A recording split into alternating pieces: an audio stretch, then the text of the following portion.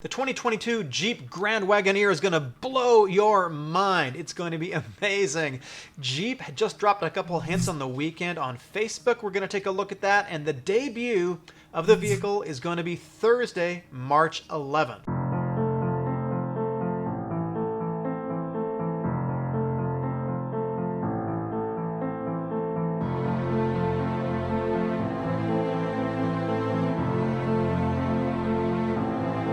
I think I'm going to do a quick live stream that day. We can tune in together and get some joint reactions to this vehicle and see what it's going to cost, because that's kind of an open question, although I've got some ideas.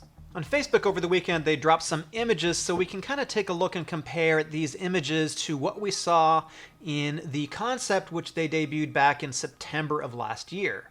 So the title is Grand Adventure Returns. So we know that this is going to be a fully off-road capable Grand Wagoneer. I mean, we're talking about Jeep after all. This is not going to be a complete Luxo cruiser, which is just for cruising around the city and going to the mall.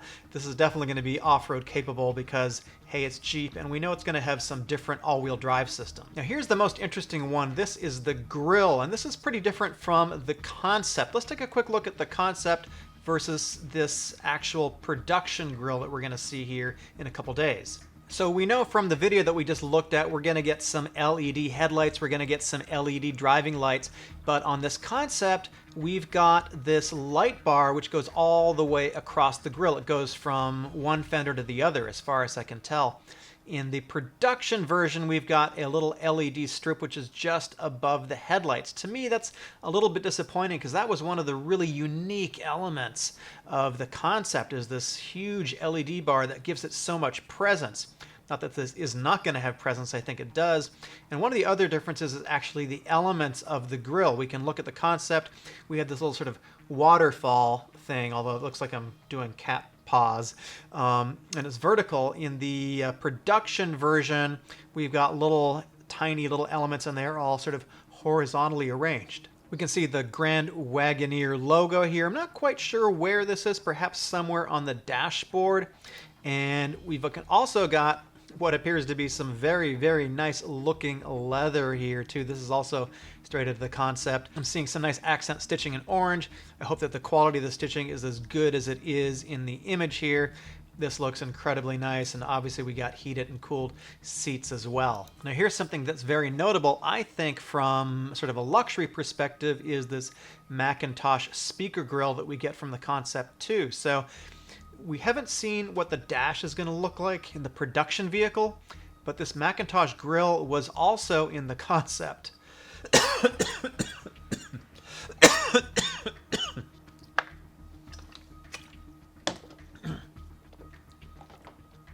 One of the big mysteries, of course, of the production vehicle is what is the dashboard going to look like. In the concept, we had screens here, we had screens there, we had screens everywhere, and we did have this Macintosh speaker grille. Now Macintosh is known in audiophile circles specifically really for their amplifiers, and it's fairly unusual to see this in an automobile or an SUV or a vehicle. They've reserved their name for just a few brands to use pretty exclusively, so it's pretty significant that I think Jeep gets this. And also, the fact that this grille is there tells me that maybe we are going to get the production version. We are going to get a version of the dash in the production vehicle which looks very similar to the concept. You can see here in the concept we have a number of screens. One of them, of course, is right in front of the driver. That is the dashboard. But then we have this massive screen in the middle, probably 12 inches plus. Then there is a screen right below that, which is for, I guess, the heating and ventilation control system. And then we have a big screen right in front of the passenger as well. So this thing is loaded with screens. There's actually more screens in the back seat too. In the back for the rear passengers, you've got a screen on each seat. You've also got another screen which looks like for heating and ventilation also between the passengers. No word if these screens are going to be optional or if they're going to be part of the standard package. I'm guessing you're probably going to have to pay extra for these. So this is the interior of the concept, the dash from the concept, I should say. So we've got this big screen in the middle flanked by heating and ventilation. The whole front of the car is basically just a whole bunch of screens The big question is, are we going to get that in the production model? As I said before, unfortunately, we're not going to get this light bar going all the way across. I'm a little bit disappointed in that, but there's a lot of interesting elements within these LED projectors here, these little elements. I guess you could call them hexagonal shapes. So the Grand Wagoneer hasn't been around since 1991, so we've got quite a few decades here to sort of make up to bring back the Grand Wagoneer. And one of the big questions is, what kind of powertrain are we going to get? So we know this is going up against some of the competitors. We'll talk about those competitors in just a second here, but right now, at least in the Jeep Grand Cherokee, we've got a 5.7 liter V8 making about 360 horsepower, 390 pound-feet of torque. We have the 6.4 liter V8 making 475 horsepower, about 470 pound-feet of torque or so.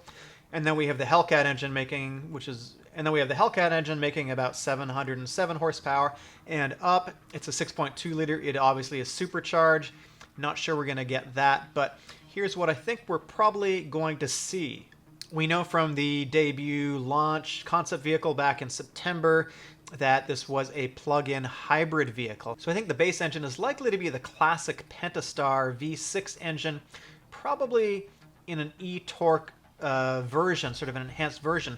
I'm guessing it's going to be a little bit more advanced than what we see in the Wrangler, for example, where it just gives you a little bit of extra horsepower and a little bit of extra torque. I think it's going to be a more significant hybrid here, so it's going to be kind of hard to call the actual numbers. I think we're also going to get the 5.7 liter, possibly with e-torque as well. Maybe we'll get a 3 liter diesel too. It's sort of hard to say. At this point, it's a little bit of anyone's guess as to what the powertrain choices are going to be. They do say it's going to have unmatched towing, and one of the reasons for that is it is a body-on-frame construction. This is built on the Ram 1500 frame, so that's the basis for it. So what's the competition here? Obviously, the Cadillac Escalade is probably the most targeted competition for this thing. The Escalade starts at about $76,000, and it has a 6.2 liter, the LT engine, the classic LT engine. The Escalade has 3-row seating. I think we can expect the Grand Wagoneer is going to have 3-row seating as well. So I see this as the main target, and I think we can kind of infer that the price is going to be kind of similar too. The Cadillac starts at $76,000. We know from the debut, the premiere, that the CEO said that the Grand Wagoneer could go up over $100,000. So I think that kind of gives you an idea of where the baseline is going to be. Now, some might say the Lincoln Grand Aviator, which is very nice, is a competitor, but that starts at about $51,000 and goes up to about $76,000 or so. It does have some interesting powertrain options, though. It starts at 400 horsepower and 415 pounds of torque and goes up to 494 horsepower and 630 pound-feet of torque, which comes with the electrified version, the hybrid version. So I think Jeep is going to have to sort of, play in these numbers to really compete here in terms of horsepower and torque. The Chevy Tahoe, possible competitor, certainly in terms of size, that starts at about $50,000. If you go for something like the high country trim, you can get it up to about $74,000. The price we're talking about here, I think one of the main competitors is going to be something like the BMW X7. That starts at about $75,000. It's a full-size SUV. Obviously, with the BMW, you're going to have all kinds of nice interior features, all kinds of different engine features, a lot of power and so forth. With something like the Grand Wagoneer, I think the interior is going to be certainly comparable to that, but it doesn't have the brand reputation, the panache of something like an X7. So it's an interesting segment of the market to be playing in. Let me know down below in the comments if you think that the Grand Wagoneer is really competitive in this very crowded marketplace, and also join me on Thursday at 9 a.m. Pacific, noon Eastern, and we're going to live stream this debut together. My name is Eric, and I will see you in the next video.